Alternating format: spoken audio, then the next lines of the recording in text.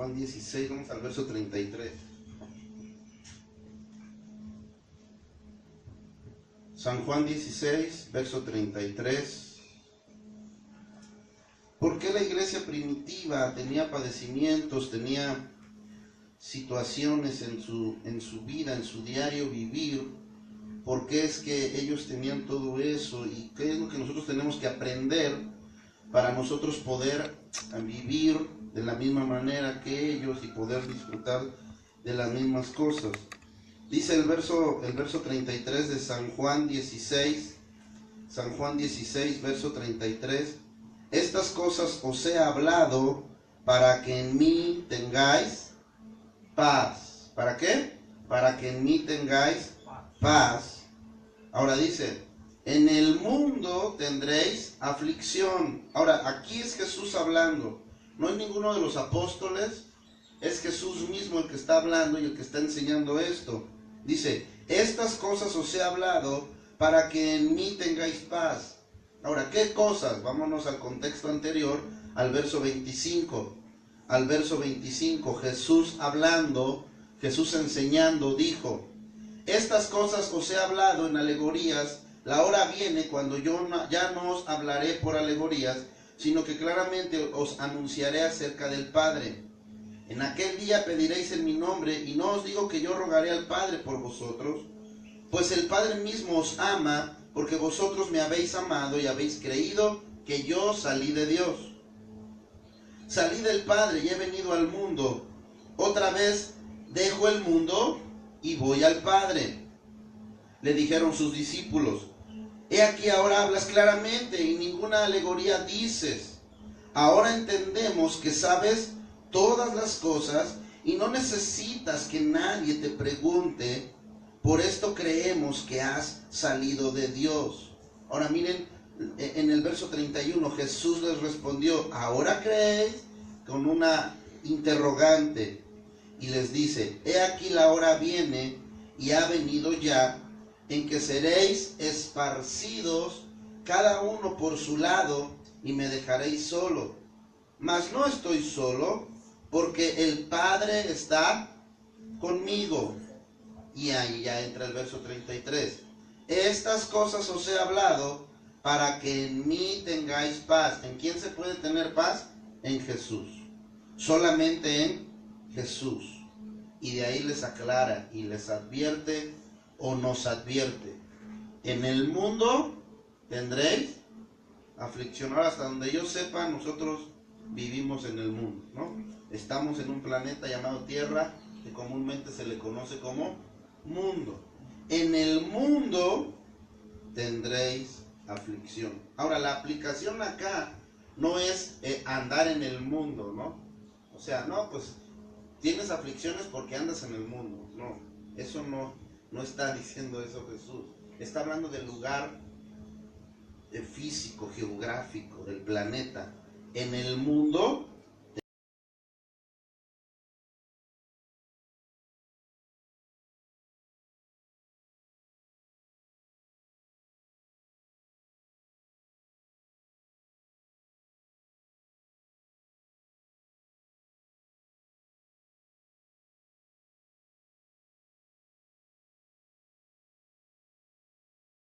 la palabra de Dios hasta el tiempo que la tenían como la palabra infalible, única, soberana y que no había más de eso. O sea, ellos no tenían más de eso, más que pura palabra, la que hasta ese tiempo era conocida. Ejemplo, ellos tenían todo lo que nosotros conocemos como el Antiguo Testamento y las cartas que ya comenzaban a difundirse, al igual que los evangelios.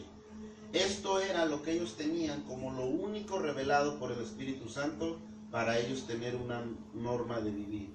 No había más. No había más. Entonces vimos cómo filosofías humanas se introdujeron en la iglesia con el paso del tiempo, ¿no? Literaturas y muchas otras cosas más.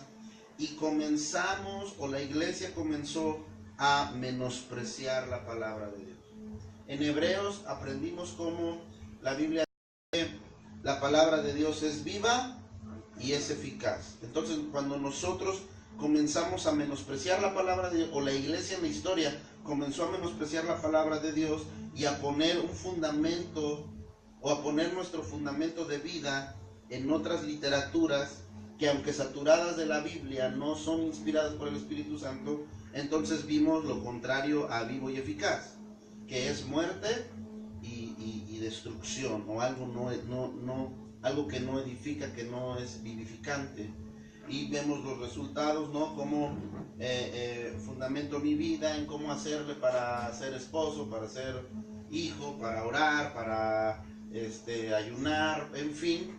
Y sigo pasos, ¿no? Que aunque sean con una buena intención, ¿no? Quien lo haya escrito no tiene la característica principal, que es la inspiración del Espíritu Santo. Entonces solamente la Biblia, a lo largo de la historia, la Biblia es nuestra, y debe ser nuestra única fuente de información, en donde encontramos respuestas, en donde encontramos todo para esta vida en este mundo.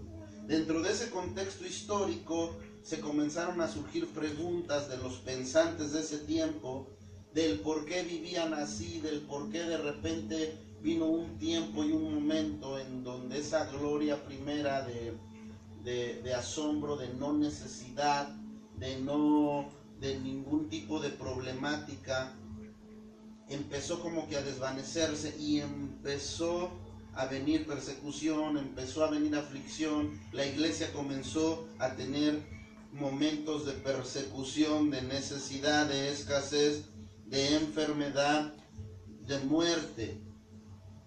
Y vimos, ¿no?, que había un porqué, pero también vimos el por qué ellos podían seguir creciendo firmes, sin agüitarse, sin desanimarse, sin darle la espalda a Cristo.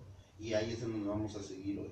Entonces, en San Juan 16, en el verso 33, Jesús deja muy en claro: en el mundo van a tener aflicción, pero confiad en mí, yo he vencido al mundo. Entonces, ¿por qué es que los cristianos de la iglesia primitiva tenían problemas si tenían a Cristo? ¿Y por qué es que los cristianos de este tiempo tenemos problemas si tenemos a Cristo? ¿No? O sea, y esa es una pregunta universal, esa es una pregunta que saca otras preguntas, ¿no? Otra pregunta como consecuencia de esa pregunta sería la pregunta de que si Dios quiere que tengamos problemas. Porque los cristianos de la iglesia primitiva tenían problemas, y a lo largo del tiempo los cristianos han tenido problemas, pero tienen a Cristo. Ahora, entonces, ¿Dios quiere que yo tenga problemas? ¿Dios quiere que la iglesia primitiva tuviera problemas? ¿Dios quiere que hoy en día yo tenga problemas? Entonces tenemos que entender, como la iglesia primitiva entendió, ver el ejemplo que ellos nos dejan históricamente y bíblicamente hablando, para nosotros aprender la aplicación que en este tiempo nosotros tenemos que dar. Entonces, vámonos a Daniel capítulo 4, verso 17. Libro del profeta Daniel, capítulo 4, verso 17. Lo primero que los primeros cristianos, a lo largo de los primeros 100 años, ellos entendieron y vivieron, es que Dios es soberano. Algo que ellos tenían muy en claro los primeros 100 años de la historia de la iglesia, es que los cristianos en esos primeros 100 años, ellos entendían en su mente y en su corazón, ellos sabían perfectamente que Dios es soberano. A lo largo de la historia eso no ha sido tan bien entendido por nosotros. Y en Daniel, si ya lo tienen, alguien que lo lea, Daniel capítulo 4, verso 17. ¿Ya lo tienen? Lo voy a leer yo. Verso 17. Dice: las sentencias por decreto de los vigilantes y por dicho de los santos la resolución, para que conozcan los vivientes que el Altísimo gobierna. ¿Quién gobierna? El Altísimo. ¿Qué gobierna? El reino de los hombres. Y que a quien Él quiere, lo da y constituye sobre él. Y que los César eran quienes al final daban la sentencia de que los persiguieran, de que los mataran, de que los acorralaran.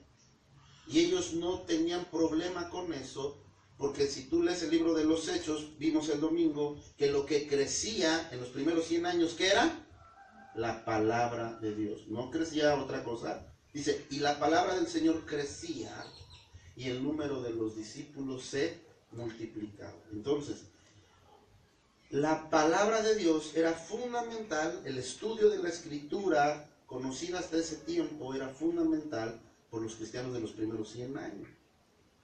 Entonces ellos no tenían problema con oír que fíjate que el César ya decretó esto, fíjate que el gobierno ya decretó el otro, y no se espantaban, no se alarmaban, entendían que si el César había decretado eso o había dicho que se diera cierta orden, ellos sabían que por arriba de él estaba Dios y que Dios era el que al final, dice el verso 17, gobierna el reino de los hombres.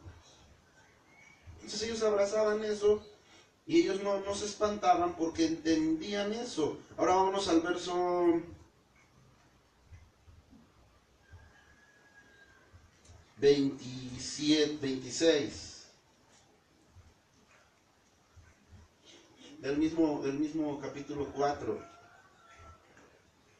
Dice, y en cuanto a la orden de dejar en la tierra la cepa de las raíces del mismo árbol, significa que tu reino te quedará firme luego que reconozcas que el cielo gobierna. ¿Quién está hablando directamente? A la autoridad que había en ese tiempo en la tierra. Y le está diciendo, tú eres la máxima autoridad acá, tú tienes el control, tú tienes el gobierno, pero tú debes de reconocer que el cielo es el que gobierna. ¿Quién es el que gobierna? Dios. Reconocer que Dios gobierna es imperativo para nosotros poder soportar los problemas. Fíjense, o sea, solo admitir y reconocer el gobierno de Dios es imperativo, porque mientras nosotros no reconozcamos este gobierno de Dios, entonces cuando nos vienen situaciones, nos vienen preguntas: ¿por qué estoy viviendo esto? ¿Por qué está pasando el otro? ¿Por qué estoy atravesando esto? Si yo me esfuerzo, si yo esto, si yo el otro, en fin, etcétera. Entonces nosotros necesitamos entender, para no caer en eso, necesitamos entender que el que gobierna es Dios. Bien. Ahora vamos al verso 37 del mismo capítulo. Y vemos a este Nabucodonosor reconocer este gobierno, y en el verso 37 él expresa: ahora yo, Nabucodonosor, alabo, engrandezco y glorifico al Rey del cielo, porque todas sus obras son verdaderas y sus caminos justos, y él puede humillar, dice, a los que andan con ¿qué? Con soberbia. Si estás apunta esto. No reconocer la autoridad es un sinónimo de soberbia. Y él humilla a los que andan con soberbia. No reconocer la autoridad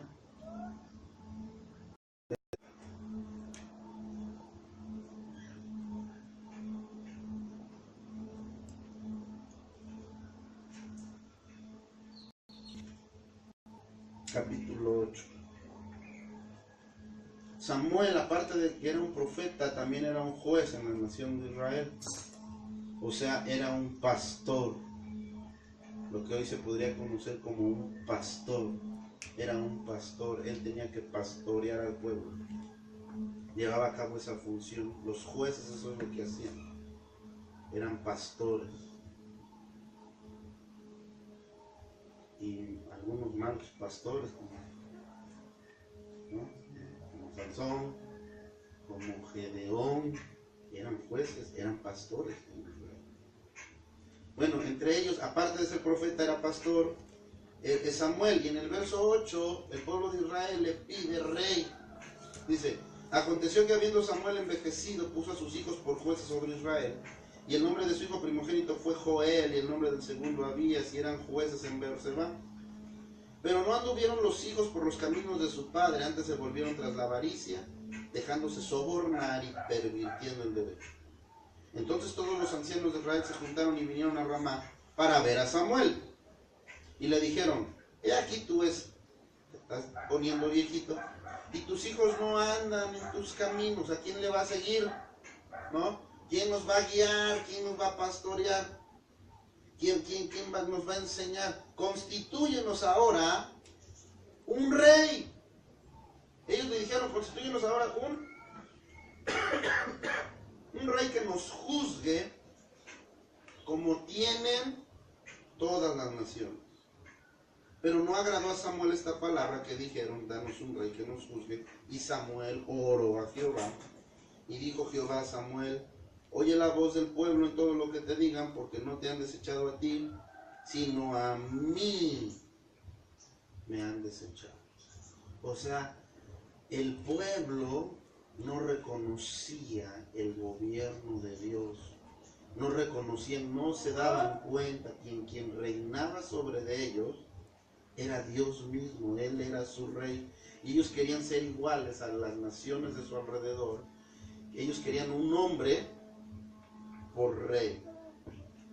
Y entonces Dios le dice: a ti no te están desechando, me están desechando a mí. No quieren que yo reine sobre ellos. La actitud que la iglesia a los pasos de los años tomó fue la misma que el pueblo de Israel acá, no queriendo que Dios fuera quien reinara sobre de la iglesia.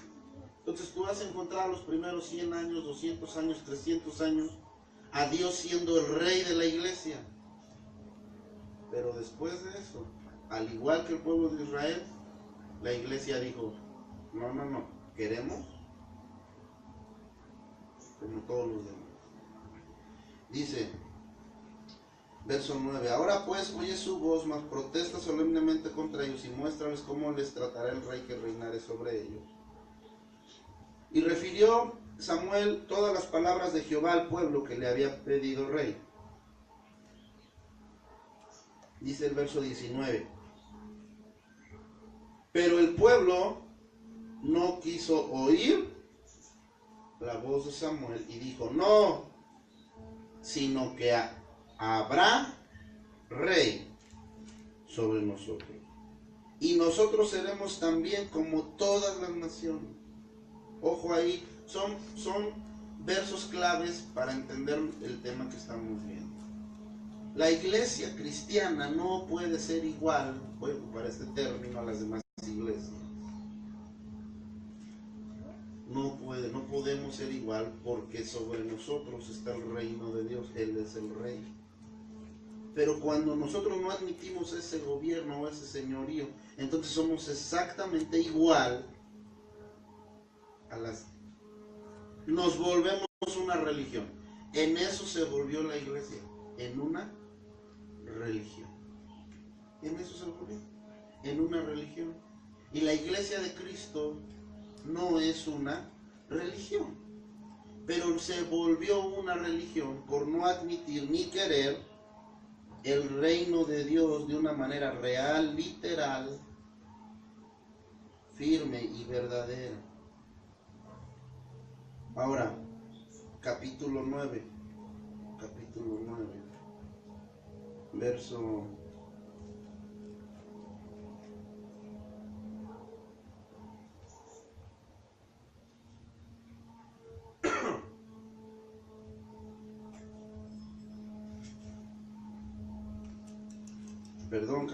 10. Capítulo 10.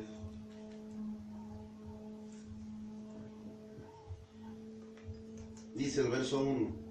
Tomando entonces Samuel una redoma de aceite, la derramó sobre su cabeza y lo besó. Está hablando de Saúl. Y le dijo, ojo acá, clave otra vez, no te ha ungido Jehová por príncipe, no le dijo por rey, le dijo por príncipe. ¿Qué es lo que tenemos nosotros que entender? Ojo, nosotros tenemos que entender que Dios nunca, en ningún momento, sobre ninguna circunstancia, no como rey. Ahora sí sabemos que los príncipes no gobiernan, ¿verdad? Son los príncipes, son los hijos del rey, pero no son quienes gobiernan el reino. Quienes gobiernan es el rey. Yo estaba viendo un documental de los palacios en Inglaterra.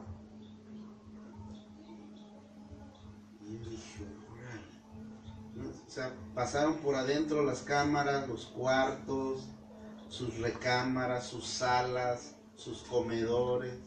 No, hombre, aquello está, wow, hermoso. Y ponen al príncipe, futuro rey. Y ya, pues sí, lo entrevistan y acá, pero cuando la reina iba a salir, se olvidaron del príncipe. O sea, ya, está bien, ya ni lo... se vio hasta chusco, ¿no? Que... O sea, no podían decirle a la reina, espérese tantito que terminemos de entrevistar a su hijo, ¿no? Para que usted salga. No, o sea, la reina a la hora que quiso salir, salió, y al hijo lo dejaron ahí hablando solo, y todas las cámaras y todo se fueron porque iba a salir la reina. El príncipe no gobierna, entendamos esto. El príncipe no gobierna, gobierna el rey. El que manda no es el príncipe, el que manda es el rey. El príncipe es hijo del rey, ¿sí o no?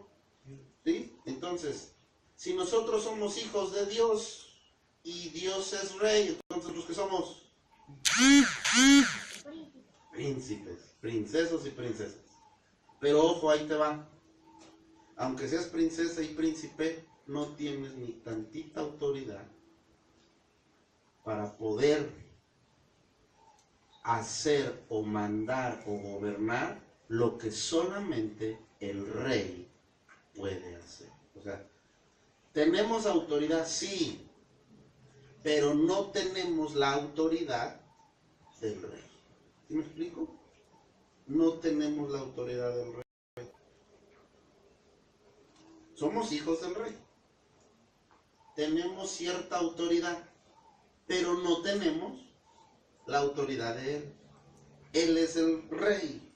Y entonces Samuel, inspirado por el Espíritu Santo, le dice a Saúl, el Señor Dios te ha constituido como príncipe sobre Israel. O sea, se lo dejó muy en claro, muy en claro, se lo dejó ahí a Saúl. Dice, ¿no te ha ungido Jehová por príncipe sobre el pueblo de Israel? No vas a encontrar una mención de parte de la autoridad pastoral y profética. ¿Quién era? Samuel, de mencionar a Saúl como rey. Lo menciona como un príncipe, pero no como un rey. Porque desde el principio hasta la eternidad, el único rey sobre el pueblo de Israel será Dios. No habrá otro rey. Y Samuel era entendido en eso. Ahora, esto que nosotros estamos aprendiendo ahorita, la iglesia primitiva lo conocía, lo sabía, lo entendía, y por eso entonces ellos decían, me toca sufrir hoy, no hay bronca, hay un gobierno, hay una supremacía, hay un señorío sobre mi vida, que está por arriba del César, que está por arriba de cualquier otro gobierno, que es el gobierno directo de Dios. Y recordaban los apóstoles en las enseñanzas que daban, recordaban a los discípulos lo que Jesús había enseñado en San Juan 16, que en el mundo tendréis aflicción. Pero también les recordaban, pero confiad, yo he vencido al mundo. Entonces, esta cuestión en la mente y en el corazón de los primeros cristianos hacía que cuando vinieran las circunstancias cuales estas fueran, ellos se mantenían firmes, porque sobre de ellos estaba el gobierno de Dios. ¿Cuán importante, si estás apuntando, apunta, cuán importante es los factores de autoridad sobre la vida del cristiano? Son muy importantes los factores de autoridad sobre la vida del cristiano. Hace rato iba con mi hermano Gabriel y íbamos platicando algunas cosas sobre la autoridad. Y recordábamos a algunos hermanos y hermanas que lamentablemente nosotros, pues ya no están, ya murieron, pero que nosotros conocimos y comíamos con ellos, convivimos con ellos. Pero nos dábamos cuenta que todos ellos, bueno, son 4, ellos murieron y su muerte fue muy similar. O sea, ellos murieron por enfermedad, los 4, pero casi la misma enfermedad. Y hablando, nos venían recuerdos, ¿no? De que después de que cada quien tomó su rumbo, vamos a decirlo así, ¿no? Nos volvíamos a encontrar o nos volvíamos a ver para cenar o para comer. Y yo recuerdo, ¿no? Como estos en especial eran cuatro hermanas, ¿no? Se expresaban de una manera, híjoles,